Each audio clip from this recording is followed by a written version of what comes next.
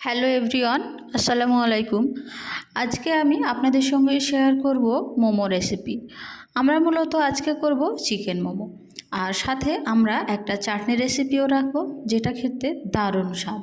এই মোমোর সঙ্গে এই চাটনি রেসিপিটা আপনারা অবশ্যই রাখবেন, তাহলে দারুণ একটা স্বাদ পাবেন। তো চলুন দেখে নিই রেসিপিটি। প্রথমেই আমি এখানে নিয়ে নিচ্ছি 500 গ্রাম চিকেন। আমি এখানে বোনলেস চিকেন নিয়েছি, আর চিকেনটাকে আমি মিক্সার গ্রাইন্ডারে দিয়ে গ্রাইন্ড করে নিয়েছি। দিয়ে দিচ্ছি আদা কুচি আর পেঁয়াজ কুচি। আমি এখানে একটা বড় সাইজের পেঁয়াজ নিয়ে নিয়েছি, আর সেটা একদম মিহি করে কুচিয়ে নিয়েছি। দিয়ে দেব স্বাদ মতো লবণ, আপনারা নিজেদের স্বাদ মতো লবণ দেবেন। এরপরে দিয়ে দিচ্ছি আমি 1 চা চামচ গোলমরিচের গুঁড়ো।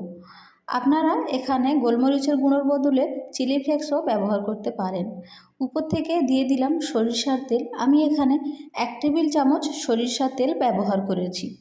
আপনারা চাইলে সাদা তেলও ব্যবহার করতে পারেন বা রিফাইন্ড তেল।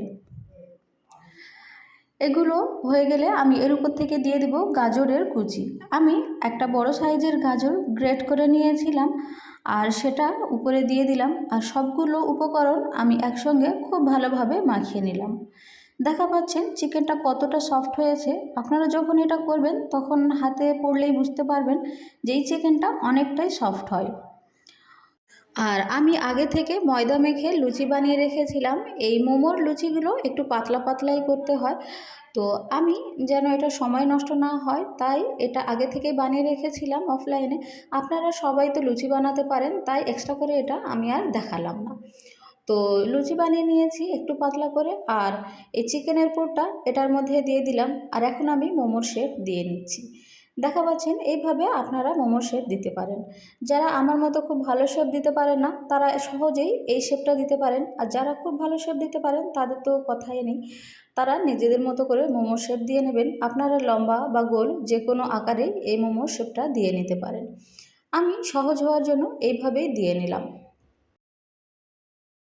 তো আমি এই সেমভাবে একে একে সবগুলো লুচি মোমো শেপ দিয়ে নেব।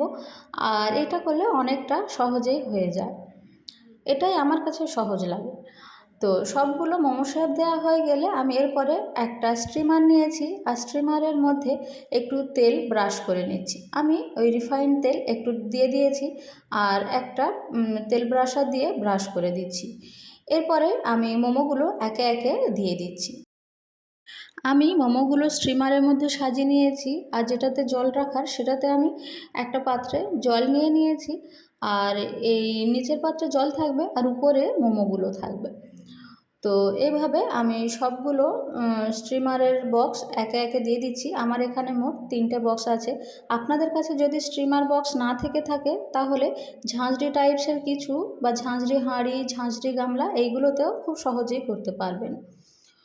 তো এরপরে আমি এটা ওভেনে বসিয়ে দিলাম, আর আমি গ্যাসের ফ্লেমটা মিডিয়ামে দিয়েই এটা করে নেব। পাশেই আমি মোমোর জন্য চাটনি তৈরি করতে নেব। আর একটা পাত্রে যখন জল ফুটে উঠবে, আমি ওটার উপর থেকে দিয়ে দেব টমেটো। আমি এখানে 3টে টমেটো নিয়েছি, আর টমেটোগুলো আমি পেছন থেকে একটু চিড়ে দিয়েছি। আর এরপরে আমি দেব রসুন এবং শুকনো লঙ্কা। আমি প্রায় 10-12টার মতো রসুনের কোয়া নিয়েছি, আর প্রায় 8টার মতো শুকনো লঙ্কা নিয়েছি। তো এই চাটনিটা বানাতে আমাদের এখন লাগবে টমেটো, রসুন এবং শুকনো লঙ্কা। তো এই উপকরণগুলো আমি ভালোভাবে সিদ্ধ করে নেব। এটা 10 মিনিট সিদ্ধ করলেই সিদ্ধ হয়ে যাবে। এটা এই ফুটন্ত জলে ছেড়ে দেওয়ার পরে আমরা 10 মিনিট সিদ্ধ করে নেব। তো 10 মিনিট সিদ্ধ হয়ে গেলে আমরা এটা অন্য একটা পাত্রে তুলে নেব, আর আমরা ঠান্ডা করে নেব। এখানে যে টমেটোর খোসাগুলো আছে, এগুলো আমি ছাড়িয়ে নিচ্ছি। আর এটা এখন ঠান্ডা হওয়ার জন্য অপেক্ষা করব।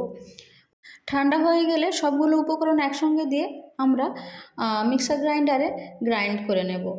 আর এটাকে এখন চাটনি তৈরি করতে আমরা একটা ফ্রাইং প্যান নিয়ে নিয়েছি। আর ফ্রাইং প্যানটা একটু গরম হয়ে গেলে এর উপর থেকে দিয়ে দেব একটু তেল। আর তেলটা যখন গরম হয়ে যাবে, উপর থেকে আমরা দেব রসুন কুচি এবং আদা কুচি।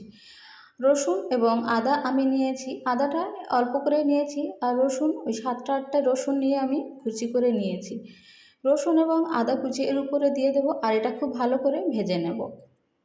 এটা যখন একটু লাল লাল হয়ে যাবে এর ওপর থেকে দিয়ে দেবো আমি পেঁয়াজ। পেঁয়াজগুলো আমি একদম ছোট ছোট কিউব আকারে কেটে নিয়েছি, দেখা পাচ্ছেন একদম মিহি হয়েছে। আর পেঁয়াজটা আমি দিয়েছি দুটো বড় সাইজের পেঁয়াজ বা 1 কাপ পরিমাণে পেঁয়াজ। পেঁয়াজটা যখন লালচে হয়ে যাবে আমরা যে টমেটো, লঙ্কা এবং রসুন গ্রাইন্ড করে রেখেছিলাম সেটা দিয়ে দেবো, আর উপর থেকে দিয়ে দেবো অল্প লবণ, আর দিয়ে দেবো 1 চা চামচ ভিনেগার, 1 টেবিল চামচ সয়া সস, আর 1 টেবিল চামচ দেবো আমি টমেটো কেচাপ। এইগুলো দিয়ে আমি খুব ভালোভাবে নেড়ে নেব। তো আমাদের অন্য আর কোনো উপকরণ দেওয়ার প্রয়োজন নেই, আমি এই উপকরণেই এটা সেরে নেব। আপনারা যদি লঙ্কা একটু বেশি খেতে পছন্দ করেন তাহলে সাথে লাল লঙ্কার যে সসটা হয় সেটাও দিতে পারেন। আমি এখানে শুধুমাত্র সয়া সস এবং টমেটো সস 1 টেবিল চামচ করে ব্যবহার করেছি, আর ভিনেগার দিয়েছি। আর আপনারা লবণটাও নিজেদের স্বাদ মতন দেবেন। এখানে যেহেতু সসের মধ্যে লবণ থাকে তাই লবণটা একটু বুঝে শুনেই দেবেন। তো এটা আমি খুব ভালোভাবে একটু নেড়ে নেব, 5 মিনিটের মতো নাড়লে হয়ে যাবে আমাদের চাটনিটা রেডি। তো এখন আমাদের চাটনিটা রেডি হয়ে গিয়েছে, আর আমি একটা পাত্রে নিয়ে নিলাম। আর এদিকে আমাদের মোমোসটাও হয়ে গিয়েছে এতক্ষণে। মোমোসটা আমি 20 মিনিটের মতোই করেছি, তো 20 মিনিটে এটা একদমই রেডি হয়ে যাবে। এখন আমাদের মোমোসটাও রেডি হয়ে গিয়েছে, আমি খুলে দেখাচ্ছি। আর এখন আমি ওভেনের ফ্লেমটাও অফ করে দেব। তো এই ছিল আমার আজকের রেসিপি, চিকেন মোমো এবং টমেটোর চাটনি। কেমন লাগলো আপনাদের রেসিপিটি অবশ্যই কমেন্ট করে জানাবেন, আর এই চাটনিটি দারুণ হয়েছিল।